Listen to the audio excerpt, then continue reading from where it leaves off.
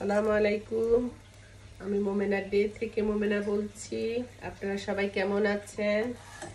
আলহামদুলিল্লাহ, আমরা সবাই ভালো আছি। আজকে জুম্মাবার, আপনাদের সবাইকে জুম্মা মুবারক। আজকে সকালে কিচেন থেকেই শুরু করতেছি।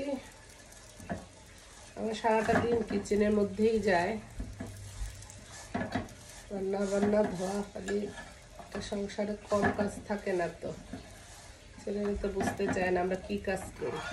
আসলে প্রত্যেকটা কাজই কষ্টের, কোনো কাজই আরামের না। যে যা স্থান থেকে তখন বোঝা যায় কি কষ্টের।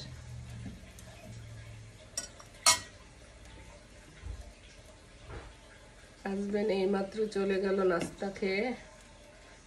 ছেলেকে বললাম তোমাকে কি দিব, বলে কিছু খাবো না।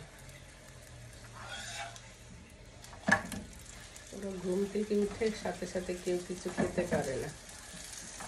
আমি আর একটা কাজে হাত দিব, তখন বলবো আম্মু নাস্তা দাও। শুক্রবারটা একটু বেশি কষ্ট হয়ে যায়, তার কারণ কি, হাজবেন্ড বাসায় থাকে, ছেলে থাকে, একটু নাস্তার ব্যাপার স্যাপার থাকে। আর আমি একা হইলে যেটাই হোক কাছে থাকে সেটাই খেয়ে ফেলি, অত চয়েস নাই।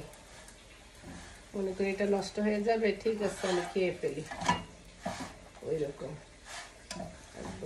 নাস্তা বলেন যেটাই বলেন, খেতে হলে তো আমারই বানাতে হবে, আমারই সব কিছু করতে হবে।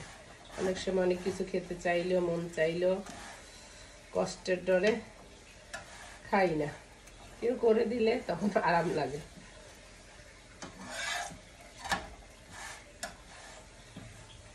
দুই তিন দিন আগে কিছু হাতে বানানো পরোটা রেখে দিলাম, সেইগুলি দিয়ে খাবো। একটু ভাজি, একটা ডিম পুচ করে নিব। এই তো হয়ে গেল আমাদের নাস্তা। একটু চা বানাবো,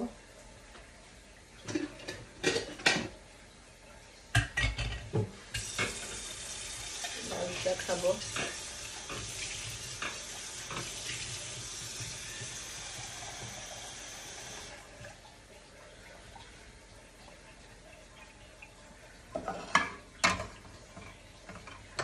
চা বসাইলাম, লাল চা খাবো। তো চায়ের নেশা নাই, বাট পাইলে খাই আর।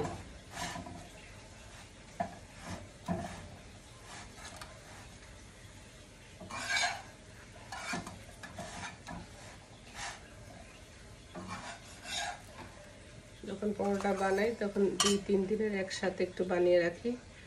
প্রতিদিন বানাতে গরমে দিয়ে ভালো লাগে না।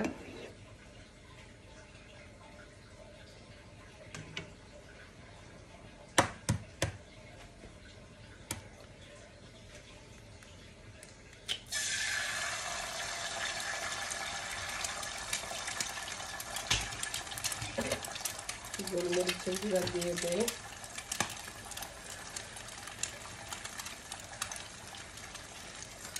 লবণ দেয়। ছেলে মেয়ে, ছেলের বউ সবাই বকা লাগায় লবণ কেন খায়। লবণ ছাড়া তো কোনো কিছুই স্বাদ লাগে না।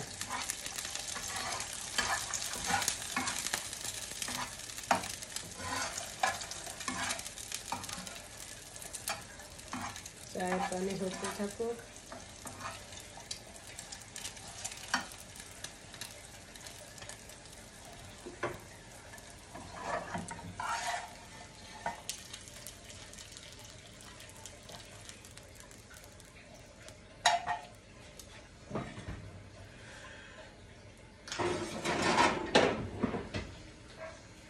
আর আপনাদেরকে দেখাই, ওয়ালমার্টে গিয়েছিলাম, কি কি গ্রোসারি করেছি সেইগুলো।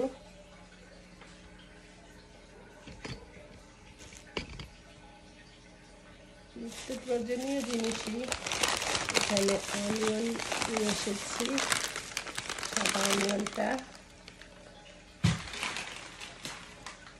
এখানে একটু ধনে পাতা,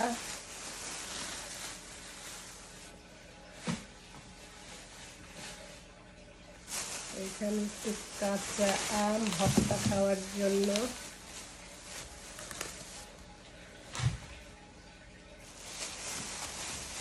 কিছু লেবু,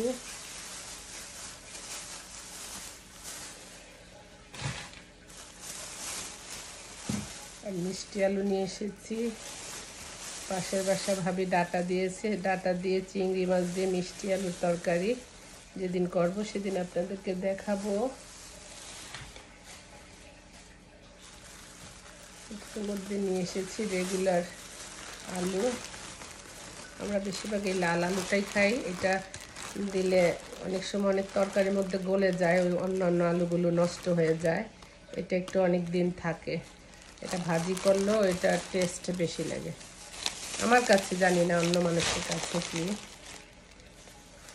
আর ওই যে বললাম না ইজি ফ্রুট বানানা, সেই ইজি ফ্রুট বানানা নিয়ে এসেছি। তারপরে এটার মধ্যে এত অল্প নিয়ে এসেছি, তারপর এটার মধ্যে দুটা থাকবে। আর এতে জি ব্লকে ব্যাগগুলো নিয়ে এসেছি ফ্রোজেন করার জন্য বিভিন্ন সবজি। এখানে মিক্স ফ্রুটের একটা ডিব্বা নিয়ে এসেছি। এখানে এই লবণ,